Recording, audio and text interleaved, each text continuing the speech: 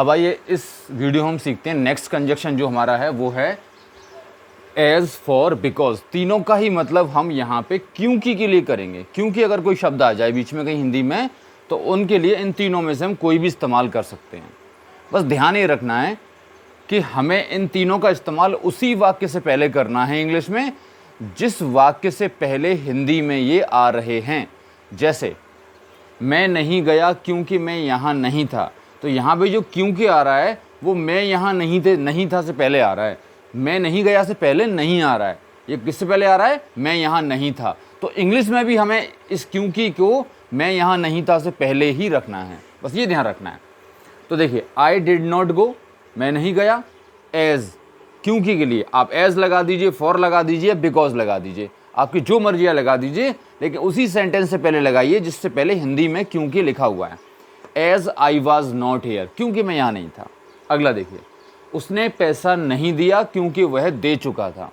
तो he did not give money, past indefinite का negative sentence है। क्योंकि के लिए हमने फॉर लगाया है यहाँ, ठीक है। तीन है ना, तीनों को इस्तेमाल करके देख रहे हैं, चाहे तो आप कोई भी लगा सकते हैं। फॉर, वह दे चुका था, past perfect sentence, he had given, simple.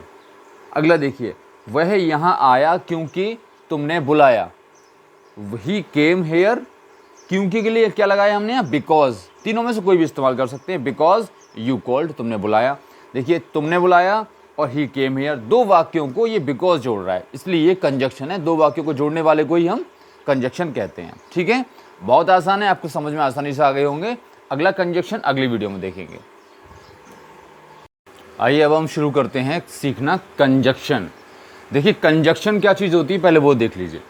Conjunction एक ऐसा शब्द होता है जो दो सेंटेंस को आपस में जोड़ता है। दो सेंटेंस को आपस में जोड़ने वाले शब्द को ही हम कंजक्शन कहते हैं। जैसे कि पहला है कंजक्शन बट। अब इसके कितने मतलब होते हैं देखिए, मगर, पर, किंतु, परंतु, बल्कि और सिवाय, ये सारे मतलब होते हैं। जिसमें से मगर, पर, किंतु, परंतु, ये सब, इन सब का मतलब एक ही है। अलग अलग भाषा में अलग अलग शब्द हैं, ठीक है। जैसे हमारे संस्कृत में, हिंदी में, उर्दू में इस तरीके से अलग अलग शब्द हो गए हैं, पर सबका मतलब एक ही है। बल्कि के मतलब अलग है, सिवाय, ये दो मतलब अलग हैं। बाकी ये चार जो है अलग तरीके से लिखे हुए हैं, लेकिन मतलब एक ही है, ठीक है। जैसे कि तुम जाओ पर मैं नहीं जाऊँगा। क्या तुमने सुना कि कंजक्शन एक ऐसा शब्द होता है जो दो सेंटेंस, दो वाक्यों को आपस में जोड़ता है। तो तुम जाओ एक वाक्य हो गया और मैं नहीं जाऊंगा दूसरा वाक्य हो गया। इनके बीच में जोड़ने वाला कौन है? पर। अब इसको बट कहेंगे तो इंग्लिश में देखिए, यू गो, तुम जाओ, but I shall not go, मैं नहीं जाऊंगा। ये बट से जुड़े हुए हैं दो वाक्य, तो ये कंजक्शन है, ठीक है। अब देखिए, मैं नहीं जाता बल्कि तुम जाते हो, मैं नहीं जाता बल्कि तुम जाते हो, तो ये बल्कि कंजक्शन है। एक वाक्य ये है, अगला वाक्य ये है। तो I do not go but you go, ये बट कंजक्शन हो गया। अगला देखिए, मैं आया मगर तुम नहीं आए, तो ये मगर जो है ये कंजक्शन हो गया। पहला सेंटेंस मैं आया, दूसरा तुम नहीं आए। I came but you did not come, ठीक है। अगला देखिए, यह किताब के सिवाय क्या है, यह किताब के सिवाय क्या है, तो कैसे लिखेंगे? डबल इंटीग्रेटिव सेंटेंस है, काम तो कोई नहीं हो रहा, तो what is this, what is this but book, किताब के सिवाय क्या है ये एक वाक्य, ये दूसरा वाक्य, और यहाँ ये बट से जुड़े हुए हैं, ठीक है। अगला कंजक्शन हम नेक्स्ट वीडियो में देखेंगे। आइए इस वीडियो में सीखते हैं हम conjunction also, too, as well as, even और आइदर का यूज, ठीक है। Also, too, as well as, even, either, सबका मतलब होता है भी। इसमें आइदर, ये जो इवन है ये एक ऐसा कंजक्शन है जिसके दो मतलब होते हैं। भी होता है इसका मतलब, खाली भी, सिर्फ भी, जब सबका भी है तो इसका भी मतलब होता है। लेकिन इसका एक और मतलब होता है जो कि लिखा है यहाँ तक कि। कोई वाक्य अगर ऐसा हो जो शुरू हो रहा हो यहाँ तक के और फिर भी आ रहा हो उसमें, तो उसका मतलब भी इवन ही होता है। वहाँ भी सिर्फ इवन ही लगेगा और कोई नहीं लग सकता। देखिए अभी जो ऑल्सो, टू और एज वेल एज है, इन तीनों का मतलब भी होता है। ये यूज होंगे केवल पॉजिटिव वाक्य में। कैसे वाक्य में? पॉजिटिव, जिसमें नॉट नहीं आता हो, ऐसे वाक्य में ये ऑल्सो, टू और एज वेल एज यूज हो सकते हैं, ठीक है। इवन हमारा यूज हो सकता है नेगेटिव पॉजिटिव दोनों में, नेगेटिव और पॉजिटिव दोनों सेंटेंसों में इवन यूज हो सकता है। आइदर यूज केवल नेगेटिव वाक्य में होगा, केवल नेगेटिव वाक्य में। अब अगला सवाल ये है कि इनका यूज करेंगे तो इनको किस जगह पे रखेंगे, सेंटेंस के अंदर किस जगह पे इनको रखेंगे।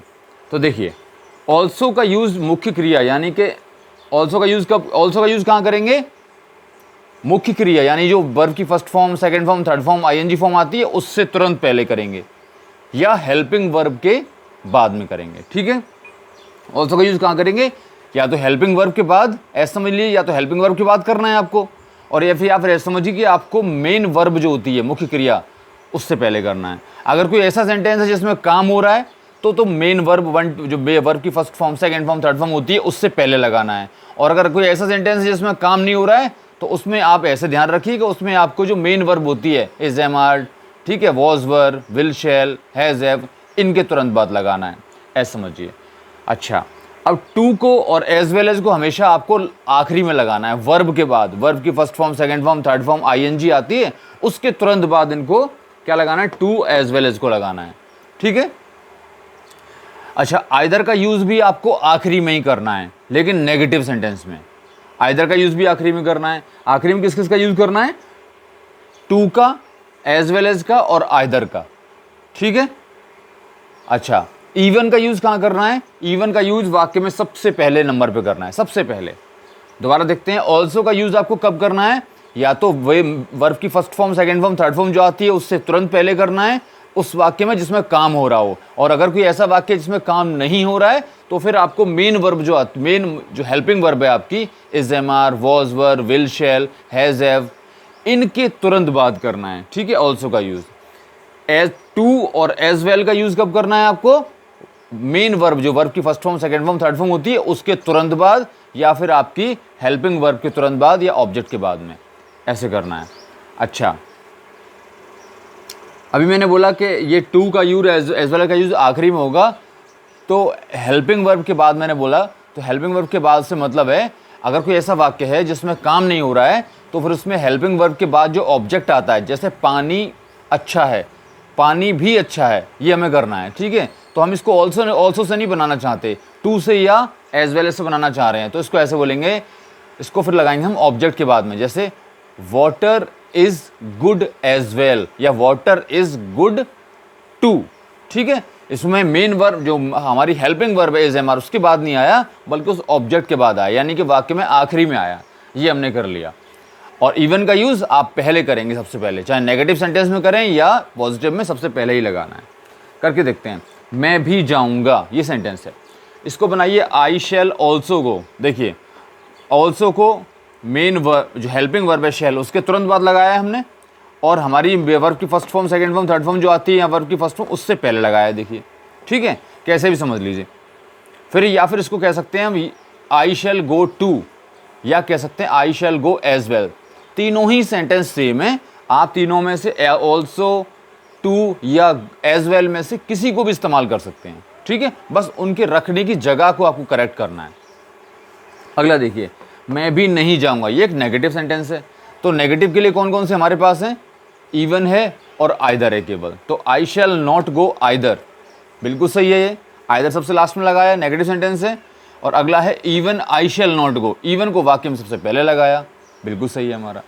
अब अगला देखिए, अब इवन का एक और मतलब मैंने बताया था कि ये, इसका मतलब होता है यहाँ तक कि, क्या मतलब होता है इसका, यहाँ तक कि भी। जैसे यहाँ तक कि मैं भी जाऊँगा, मैं बोलूँ हमारे घर से सारे लोग जा रहे हैं, यहाँ तक कि मैं भी जाऊँगा, पॉजिटिव सेंटेंस है। मैं बोलूँ हमारे घर से कोई नहीं जा रहा, यहाँ तक कि मैं भी नहीं जाऊँगा, तो नेगेटिव सेंटेंस है। अब देखिए, यहाँ तक कि मैं भी जाता हूँ, तो इवन आई गो, आसान बिल्कुल। यहाँ तक कि मैं भी नहीं जाता, तो फिर even I do not go, ऐसे कर लीजिए। बस जो वाक्य कहने का तरीका है इसलिए मैंने करके बताया है, वरना इसका मतलब भी होता है। और अगर इस तरीके का कोई वाक्य आ जाए तब भी आपको इवन का इस्तेमाल करना है, और कोई दूसरा इसके लिए कंजक्शन नहीं बना है। आइए इस वीडियो हम सीखेंगे कंजक्शन कौन सा, एज। देखिए, एज के कितने यूज हैं, जैसा लिखा हुआ जहां आ जाए, के नाते आ जाए, के तौर पर, इन शब्दों से अगर दो वाक्य जुड़े हुए हैं तो हम एज का यूज करेंगे। जैसे तुम करो जैसा मैं कहता हूं, तुम करो जैसा मैं कहता हूं, तो यू डू एज आई से और यू डू, दो वाक्यों को जोड़ रहा है, एज कंजक्शन हो गया। एक भाई के नाते मुझे बताओ, एक भाई के नाते मुझे बताओ, मुझे बताओ, ठीक है, क्या है, इंपरेटिव सेंटेंस है, tell me as a brother, क्या है, tell me as a brother. अब देखिए, अब यहाँ पे मैं कहता हूँ, इसको तो हमने पहले नहीं बनाया था सेंटेंस को, यू डू बनाया था, तुम करो, ठीक है। लेकिन यहाँ पे जो लास्ट में बन रहा है इसको हम पहले बना रहे हैं। ऐसा क्यों कर रहे हैं हम? क्योंकि कंजक्शन हमेशा दो वाक्यों को जोड़ता है। कितनों को? दो वाक्यों को। अगर हम इसको पहले नहीं बनाएंगे तो फिर इसको पहले बना देंगे, एक भाई के नाते एज अ ब्रदर, फिर बताएंगे as a brother tell me, ठीक है। तो जो लिखेंगे तो उसमें लिखने में दो का कनेक्शन आपको दिखाई देगा नहीं। तो आप ऐसे लिख सकते हैं tell me as a brother, चाहे तो ऐसे लिख सकते हैं as a brother tell me, ठीक है, वो भी ठीक ही होगा। एक नेता के तौर पर तुम अच्छे हो, तो you are good as a leader, a leader एक सेंटेंस हो गया, यू आर गुड एक सेंटेंस हो गया, एज से जुड़े हुए हैं, एज यहाँ पे कंजक्शन है, के तौर पर, जिसका मतलब यहाँ ये हुआ। तो तीन मतलब है, जैसा, के नाते, के तौर पर। अब आइए अगला कंजक्शन देखते हैं, वो है एज वेल एज। तो देखिए एज वेल तो हमने सीखा हुआ है, इसका मतलब भी के लिए करते हैं, और एज वेल एज का यूज़ करते हैं जब वाक्य में दो बार भी आ जाए। और कैसे आ जाए? भी और भी। एग्जाम्पल से समझिए, मैं पढ़ता भी हूँ और पढ़ाता भी हूँ, तो भी और भी आया कि नहीं आया? मैं पढ़ता भी हूँ और पढ़ाता भी हूँ, दो कामों के बारे में बात हो रही है, तो दो सेंटेंस हुए ये, ठीक है। तो I study as well as teach, और भी ये आ गया, इसका मतलब पढ़ाता भी हूँ। वह गाएगा भी और लिखेगा भी, तो he will sing as well as write, he will sing as well as write. ऐसे वाक्यों में आपको एज वेल एज लगाना है, ठीक है। जब वाक्य में दो बार भी आ जाए, वह अच्छा भी है और बुरा भी है, तो he is good as well as bad, ठीक है। अगला जो कंजक्शन है वो अगली वीडियो में देखेंगे।